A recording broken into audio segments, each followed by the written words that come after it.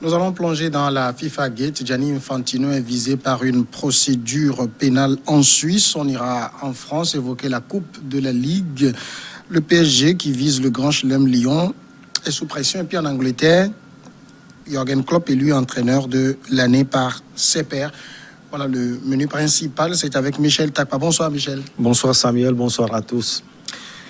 La FIFA Gate, l'étau se resserre autour de Gianni Infantino, le président de la FIFA, sur fond de soupçons de collusion avec le chef démissionnaire du parquet fédéral suisse qu'il a rencontré de manière informelle en 2016 et 2017.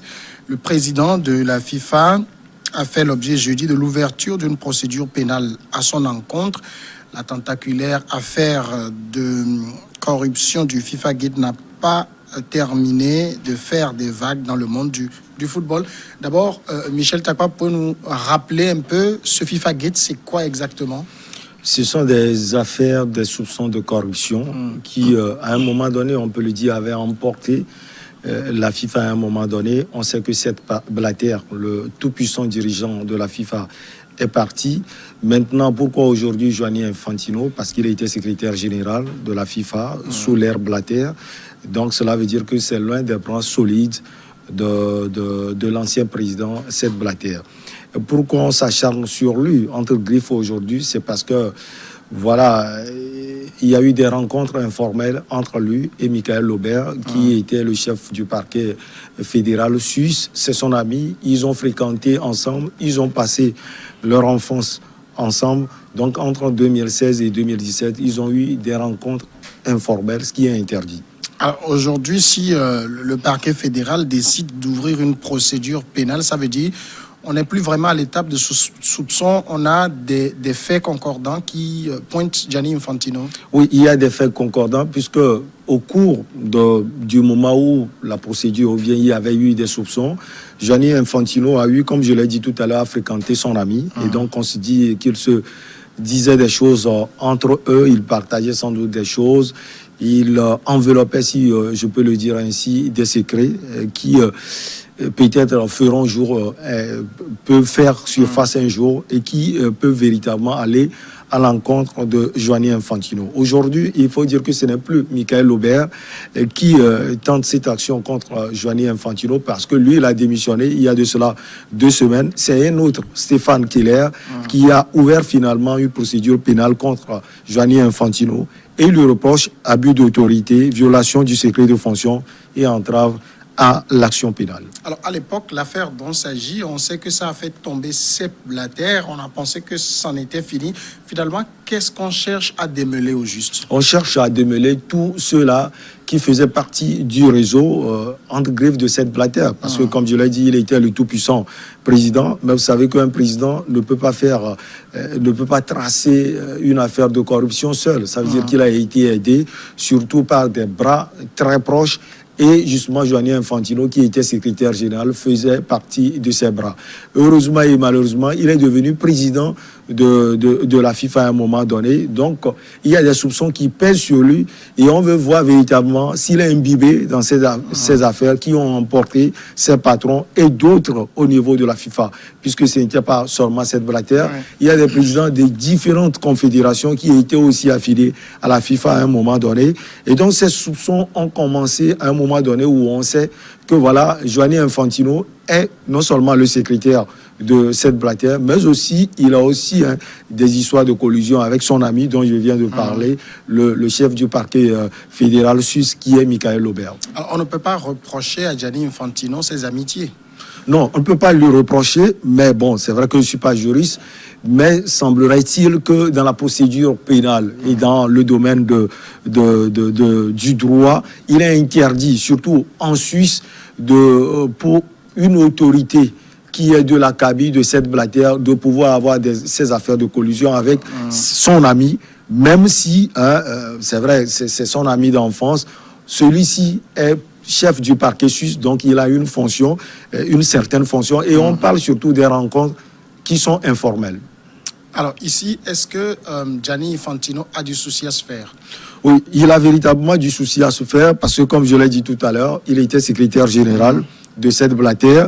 Et donc, on se dit qu'en tant que secrétaire général du patron, il a des choses peut-être qu'il a cachées. Et donc, on a des choses à découvrir.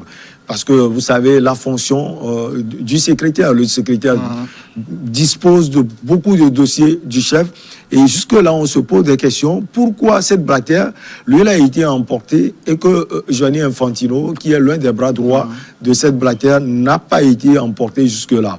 Il a du souci à se faire parce que face à la justice, on a l'impression qu'il est allé aux antipodes des valeurs de cette justice en ayant des rencontres informelles avec son ami. D'où on peut se dire qu'il se cache véritablement beaucoup de choses. Mais il faut préciser que ce n'est qu'une procédure pénale. Oui. On verra en allant véritablement dans le fond du dossier, on verra si cette Blatter a fauté. C'est là où je peux revenir à votre inquiétude. Oui, on ne peut pas lui refuser d'avoir des amitiés. Oui, on ne peut pas aussi lui refuser d'avoir occupé le poste de secrétariat général. Maintenant, c'est une affaire qui a emporté tellement de têtes dans le monde footballistique mondial. On verra véritablement si Gianni Infantino aussi est dedans. Donc, en fait, l'ouverture de cette procédure pénale, c'est pour voir le vrai du faux. Si Gianni Infantino a les mains propres, il n'a pas de souci à se faire. Il n'a pas du tout de souci à se faire. Maintenant, si le contrat se produit, il peut sans doute perdre le poste de présidence de la FIFA, comme cette Blatter d'ailleurs l'avait perdu. C'est une procédure pénale. En droit, la justice, ça s'appelle la vieille dame, ça prend beaucoup de temps. Est-ce que cette affaire va s'accélérer ou ça va perdurer dans le temps? C'est vrai que c'est une affaire qui a duré depuis l'époque de cette Blatter. Et donc aujourd'hui, on est en train de découvrir des éléments factuels. Donc je pense que la justice va vouloir aller très vite. La justice suisse va vouloir aller très vite pour voir dans les profondeurs de l'affaire. Je pense que lorsque cette justice sera accélérée, et si cette Blatter, je parle de cette Gianni Infantino, est dedans, il sera sans doute emporté. Parce que le monde du football aujourd'hui veut de la FIFA une gestion saine. Ce qu'on n'a pas eu pendant des années. Et ce qui a d'ailleurs emporté non seulement ce président de la FIFA, mais aussi les différents présidents de confédération. À un moment donné, on avait parlé même de Issa Hayatou.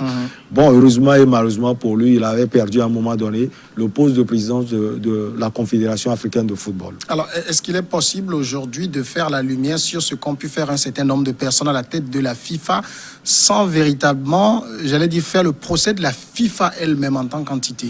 Oui, et c'est ce que d'ailleurs les spécialistes des questions footballistiques à tous les niveaux, autant au niveau de l'Afrique qu'au niveau du vieux continent, souhaitent d'ailleurs, parce qu'aujourd'hui on parle de FIFA Gate, on se pose la question de savoir si on a été au tréfonds même de cette affaire.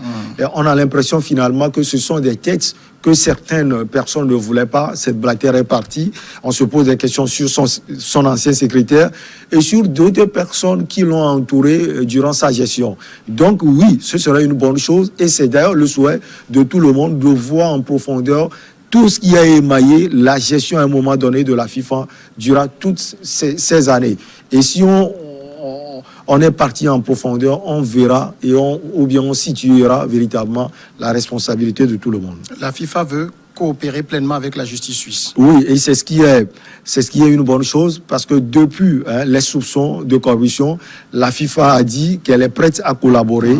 Et d'ailleurs, dès l'ouverture de cette procédure pénale, la FIFA, par le truchement de son secrétaire général, a dit qu'elle a pris acte et qu'elle est encore prête à collaborer. Notre deuxième sujet, c'est toujours le football. Nous sommes en France, on parle de la Coupe de la Ligue maintenant. Le PSG affronte Lyon vendredi au stade, donc aujourd'hui, c'est ça aujourd'hui? Oui, c'est au stade de France, en finale de Coupe de la Ligue. Un match capital pour les deux équipes. Paris vise un grand chelem. Alors que Lyon espère accrocher l'Europe. Alors, le grand chelem national pour le PSG ou trophée synonyme d'Europe pour Lyon. Finalement, ici, c'est plus Lyon qui a à perdre, c'est ça? Oui, c'est plus Lyon. Et Lyon a intérêt à décupler non seulement ses forces, mais aussi ses énergies pour pouvoir aller chercher cette coupe parce que ça va ouvrir la porte de l'Europa League. Et peut-être qu'il y a encore un tour à passer à Lyon. Si Lyon ne remporte pas cette coupe, c'est donc le stade de Reims qui est classé 6e, qui sera positionné pour pouvoir jouer l'Europa League, puisque Lyon, avant que la France ne ferme ses portes du championnat, Lyon était 7e. Et donc, depuis 1997, Lyon n'a pas été aussi écarté de l'Europe. Donc, Lyon a intérêt à batailler dur, à pouvoir tout faire pour pouvoir remporter cette coupe. En face, on a une équipe, peut-être vous avez posé une question sur l'équipe du Paris Saint-Germain, qui vise, comme vous l'avez dit, le Grand Chelem. Et le Grand Chelem, c'est tout simplement dire qu'au niveau français, le Paris Saint-Germain a déjà remporté le championnat, a remporté la Coupe de France face aux Stéphanois. Et donc, le Paris Saint-Germain est en train de viser cette Coupe de la Ligue pour remporter les 3 coupes. Est-ce que le Lyon peut rugir devant Paris ? Oui, Lyon aujourd'hui a les forces pour pouvoir le faire. C'est une équipe transcendante, c'est une équipe qui peut surprendre à tout moment. D'ailleurs, une équipe qui est composée de jeunes qui ne sont pas forcément expérimentés comme le Paris Saint-Germain, qui a une équipe expérimentée, une équipe composée à majorité de stars, tant au niveau de la défense, au niveau de l'attaque aussi, passant par le milieu de terrain. Mais Lyon, il faut dire, a une équipe pour pouvoir rivaliser. Et moi, je dis, les matchs de coupe se jouent sur 90 minutes. Ces 90 minutes permettent aux joueurs de véritablement se développer sur le terrain, de pouvoir viser un objectif. Et aujourd'hui, l'objectif pour Lyon, c'est d'aller jouer une coupe continentale. Ça passe par ce match à gagner contre les Parisiens. Alors pour Paris, c'est simplement engranger un nouveau trophée ? Oui, pour Paris, engranger un nouveau trophée et surtout agrandir, si je peux le dire, le mur de trophées que le Paris Saint-Germain a toujours eu. Et il faut préciser que le Paris Saint-Germain ne badine pas sur ces genres d'occasions. Parce que aujourd'hui, l'Allemand Thomas Tuchel, qui est l'entraîneur du Paris Saint-Germain, sait qu'il sera jugé par rapport surtout à la Ligue européenne des champions. Et en face, on a une équipe de l'Atalanta Bergame, une équipe italienne, qui sait jouer le dur. C'est une équipe qui a gêné un match tout récemment, il me semble. Effectivement, une équipe qui a d'ailleurs gêné la Juventus de Turin, qui est sacré champion au niveau italien. C'est une équipe aussi très physique. Donc Thomas Tuchel, revenant au sujet, sait qu'il sera jugé par rapport à cela. Mais la Ligue des Champions, c'est une compétition aussi difficile pour le Paris Saint-Germain. Aujourd'hui encore amputé de l'un de ses cadres, une superstar, Kylian Mbappé. Et donc, l'essentiel aujourd'hui, c'est de pouvoir gagner les coupes au niveau national pour être à l'abri d'éventuels critiques ou différends face à l'administration du Paris Saint-Germain. Et donc, Tuchel et toute sa bande vont tout faire. Et pour un joueur, la carrière d'un joueur, c'est de pouvoir gagner des titres, de pouvoir gagner des trophées. Le Paris Saint-Germain ne va pas voir Lyon comme une équipe qui est à la quête de l'Europe la saison prochaine. Alors finalement, on sait que Paris ne pourra pas aligner son duo gagnant Neymar et Mbappé parce que Mbappé est blessé à la cheville. Alors, quelle est aujourd'hui l'équipe type que Paris aligne ? Oui, on peut penser, j'ai essayé de relever une équipe type, mais d'ores et déjà on peut penser que Kylian Mbappé peut être remplacé par l'Espagnol Sarabia, qui joue dans le même registre que le français, le jeune surdoué français. Le Paris Saint-Germain peut avoir une équipe type, on aura Navas, on a un jeune aussi qui est en train de monter en puissance, Dagba, ou le remplacer par Herrera. On aura Thiago Emiliano Silva, qui est le capitaine, et Marquinhos également, ou Kipembe. On aura Bakker. Donc Thomas Tuchel a aussi l'intention de faire un certain turnover, ou Kurzawa. On aura Di Maria, Gueye, le Sénégalais. On aura Verratti ou Paredes. On aura le maestro, Neymar, Sarabia, comme je l'ai dit, et Icardi devant. Icardi sera sans doute à la conclusion des occasions. Alors face à cela, on comprend que même l'absence de Mbappé ne va pas trop gêner Paris. Est-ce que Lyon a du répondant ? Oui, Lyon, comme je l'ai déjà dit, c'est une équipe qui sait aller au-delà de certaines réalités, surtout sur un match de coupe. Et donc, Lyon va aligner sans doute Tata Sani, qui est un gardien, jeune gardien également. Il y a Dubois, Marcelo, le jeune Brésilien. Il y a Denayer, le jeune Batave. Marcel, Maswell Cornet, Thiago Mendes, Guimarães, Awar, Memphis, et c'est ce qui est salutaire, le jeune Batave, Memphis Depay, qui était blessé, est en train de revenir. Il va sans doute jouer. On n'oublie pas Dembélé, le feu follet de Lyon. Alors, Paris a besoin aussi d'une victoire face à Lyon pour, par exemple, ne pas se laisser subir par l'Atalanta Bergame qui a aussi gagné. Paris doit prouver que je suis aussi capable de gagner et montrer à cette équipe que en quart de finale, ce sera du lourd. Vous savez que le football se joue aussi psychologiquement. Il y a certes la bataille sur le terrain qui reste décisive, mais la bataille psychologique aussi est là. On sait que le Paris Saint-Germain a peiné. C'était la semaine passée face aux Stéphanois en finale de la Coupe de France.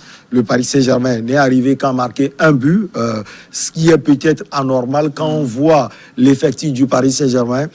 Surtout que Lyon, Saint-Étienne a été amputé dès la première minute. Elle a été plutôt amputée par son capitaine qui a taclé d'ailleurs Mbappé blessé. Il a eu un carton rouge. Donc presque pendant 60 minutes, l'équipe de Saint-Étienne a joué à 10. Et donc le Paris Saint-Germain a obligation aujourd'hui de pouvoir prouver à tout le monde footballistique français et international que nous avons du répondant en allant chercher cette formation des Gonds de Lyon sur le plan psychologique et surtout sur le terrain, en marquant des buts pour ne pas être surpris.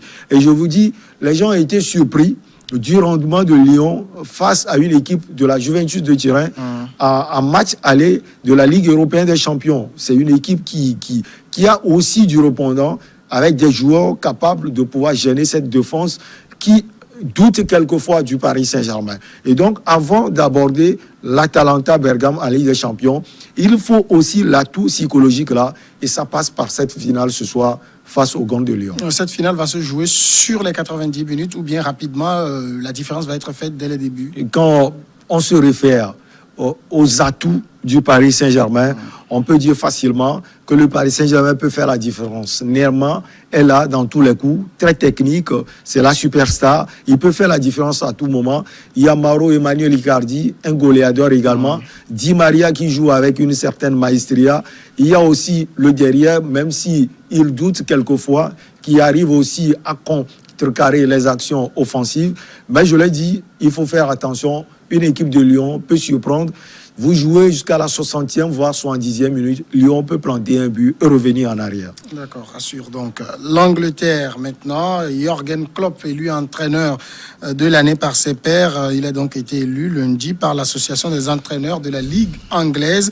Après avoir permis à Liverpool, après 30 ans d'attente, de redevenir champion d'Angleterre de football. Cette distinction de l'Allemand a été annoncée par la légende de Manchester United, Sir Alex Ferguson, qui a donné son nom au trophée. Jürgen Fantastique, a dit Ferguson sur Sky Sport. Ce sacre pour Jürgen Klopp, c'est mérité. Oui, amplement mérité. Je pense que c'est un entraîneur qui n'est plus à présenter et qui, depuis son arrivée, a essayé de pouvoir donner une certaine image qui lui colle d'ailleurs à cette formation des Reds de Liverpool. Il a permis, comme vous l'avez dit tout à l'heure, à Liverpool de gagner ce titre après 30 ans de disette. Et il faut le souligner. Et il a permis aussi à cette formation de Liverpool d'avoir une équipe compétitive de ce nom. On se souvient que l'année écoulée, il a eu à gagner la Ligue européenne des champions. C'est vrai que l'attribution d'aujourd'hui n'est pas donnée par rapport à la Ligue des champions, mais on se dit que c'est un entraîneur qui a fait un énorme boulot et je pense qu'il est récompensé, même s'il faut le souligner. Il n'a pas gagné la Coupe de la Ligue en Angleterre cette saison. Il n'a pas gagné les FA Cup puisque son équipe n'est pas qualifiée pour cette finale qui sera disputée demain. Mais quand on voit déjà ce qu'il a produit avec toute sa bande cette saison en championnat, en alignant des victoires et l'écart entre son équipe et puis la deuxième qui reste Manchester City, on peut dire que c'est un homme qui a donné beaucoup de joie dans le cœur des supporters de Liverpool et de l'équipe de Liverpool. Heureusement que ce trophée a été donné par quelqu'un qu'il admire et qu'il a cherché à rencontrer quand il est arrivé en Angleterre dès ses premières heures. C'est Alex Ferguson qui a d'ailleurs donné son nom à ce trophée. Il a dit: tu as fait du bon boulot, je t'excuse parce que tu m'as appelé à 3h du matin pour me dire que tu es sacré champion. Est-ce qu'on peut facilement mettre Jürgen Klopp dans le rang aujourd'hui, en tout cas dans le cercle très fermé des grands entraîneurs? Je pense qu'il fait partie. D'ailleurs, quand vous voyez son passé, ce passé parle. Avec Dortmund, il a fait un bon boulot. Quand il est arrivé à Dortmund, c'est vrai que c'est une équipe qui, avec le Bayern de Munich, arrive à jouer les titres chaque fois en Bundesliga. Mais c'est l'image, c'est sa touche personnelle qu'il a su donner à cette formation de Dortmund, qui d'ailleurs a fait de lui un entraîneur en devenir. Il est venu confirmer cela à Liverpool. Oui, les années antérieures, même l'année écoulée, il a raté de près le championnat face aux Skies Blue de Manchester City. Il a profité pour gagner la Ligue européenne des champions. Et quand il est face à une équipe, je pense qu'il a l'atout là. Il a cette manière de pouvoir galvaniser sa troupe, de pouvoir parler à sa troupe.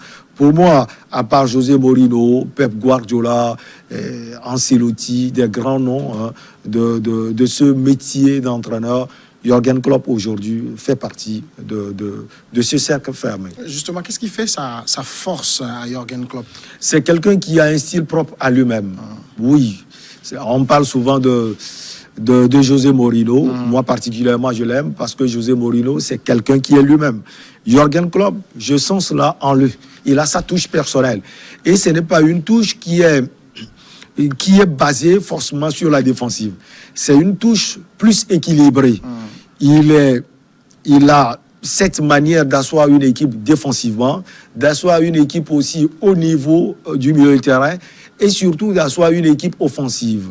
Avec Liverpool, on a vu tout ce qu'il a su faire avec Sadio Mané, avec Mohamed Salah. Au milieu du terrain, il a su faire venir des joueurs de ce nom, des joueurs qui étaient dans l'anonymat avec leurs équipes, mais Jürgen Klopp a su les faire venir à Liverpool et leur a donné un certain statut.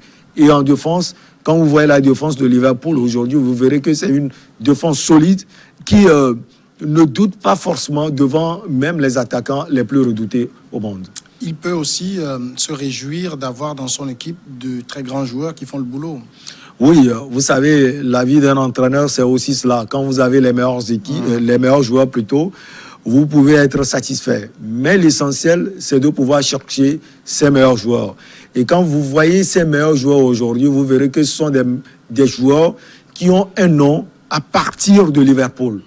Quand vous prenez le jeune bâtard Van Dijk, qui est le capitaine et le défenseur, il n'avait pas un nom. C'est à Liverpool qu'il s'est taillé ce nom.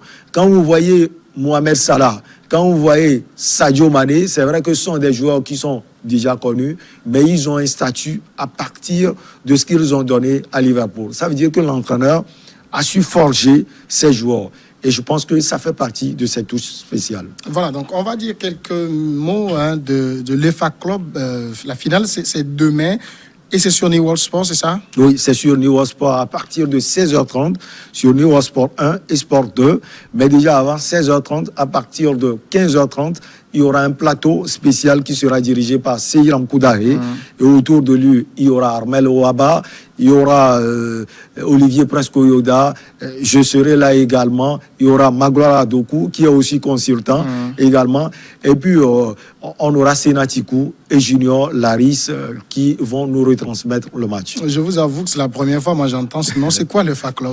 Le FA Cup, c'est aussi une coupe là-bas en Angleterre. Il y a la coupe d'Angleterre, comme d'ailleurs en France, il y a la coupe de France, la coupe de la Ligue. Bon, on peut dire simplement que c'est une coupe également en Angleterre. C'est un enjeu? Oui, c'est un enjeu parce que l'enjeu d'un sportif, oui, c'est de gagner cette coupe parce qu'en Angleterre, on ne parle pas forcément du championnat. On parle également des coupes gagnées en Angleterre parce que toutes les équipes sont impliquées dans cette coupe et donc ça a un enjeu. Et il faut préciser que c'est Chelsea et Arsenal qui ont joué cette finale.